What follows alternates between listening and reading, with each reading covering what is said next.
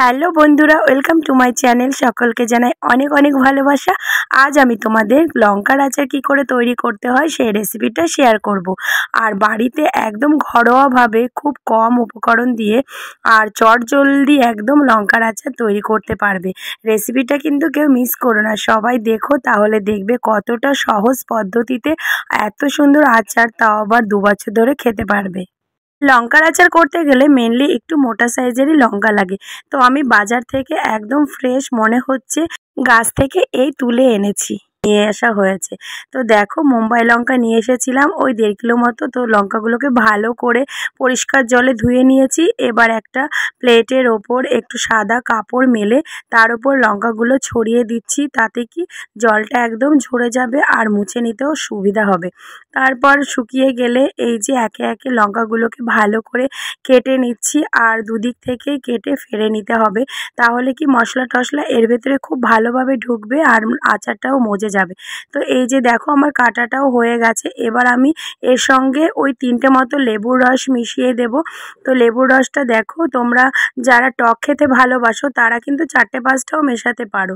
তো আমার কাছে 3টেই ছিল, তো আমি 3টেই মিশিয়ে দিলাম। তারপরে একটু 2 চামচ মতো লবণ দিয়ে দিয়েছিলাম, 2 চামচ মতো হলুদ দিয়ে দিয়েছি। তারপর এই লঙ্কার সঙ্গে লবণ, হলুদ আর লেবু মিশিয়ে দিচ্ছি। আর সেন্টটা এতটা সুন্দর আসছে না, মনে হচ্ছে লঙ্কাটা খেতে শুরু করে দিই।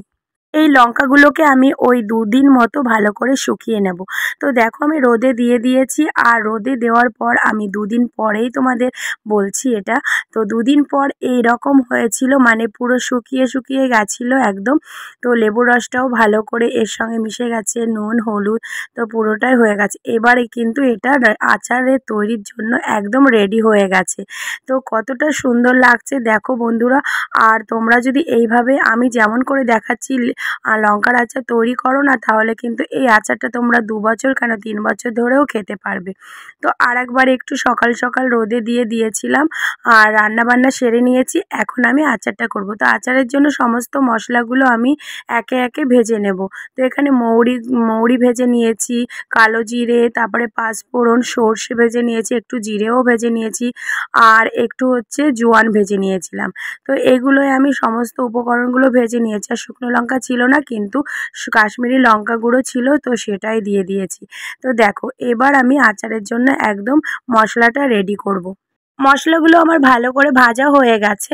তো এবার আমি মশলাগুলোকে পেস্ট করে নেব। আর একটু একটু থাকবে গোটা গোটা, পুরোটা মিহি করলে হবে না। তারপর 1 চামচ 2 চামচ করে অল্প অল্প তেল দিয়ে এই মশলাটাকে ভালো করে মেশাতে হবে। একবারে তেল দিলে কিন্তু হবে না।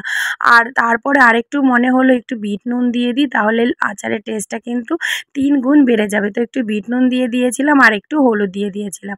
তো দেখো, তোমরা তোমাদের স্বাদ অনুযায়ী একটু লঙ্কার গুঁড়ো দিতে পারো। তো এমনিতেই তো এটা ঝাল, তো তার জন্যই আমি কাশ্মীরি লঙ্কা বেশি আর কি দিইনি। তো মশলার সঙ্গে লঙ্কাগুলো ভালো করে এপিট ওপিট করে নাড়িয়ে নাড়িয়ে ভালো করে মিশিয়ে নিচ্ছি মশলাটা। প্রায় 10 মিনিট ধরে এইভাবে পুরো লঙ্কাগুলো মশলার সঙ্গে মিশিয়ে নিয়েছি। আর যতটা ভেতরে তোমার মশলাগুলো যাবে না, ততটাই টেস্টি হবে আচারটা খেতে।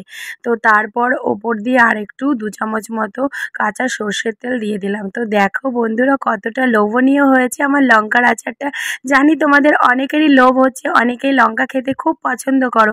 তো তাহলে দেরি কেন বন্ধুরা, এইভাবেই একদম অল্প উপকরণ দিয়ে, ঘরেই থাকে উপকরণগুলো, তো এগুলো দিয়েই তোমরা চটজলদি মাত্র 20 মিনিটের মধ্যেই লঙ্কার আচার বানিয়ে ফেলো। তো তারপর দেখো, আচারটাকে একটু রোদে দেবো এই 7 দিন মতো। তো কেমন লাগলো অবশ্যই কমেন্টে জানিও। টাটা।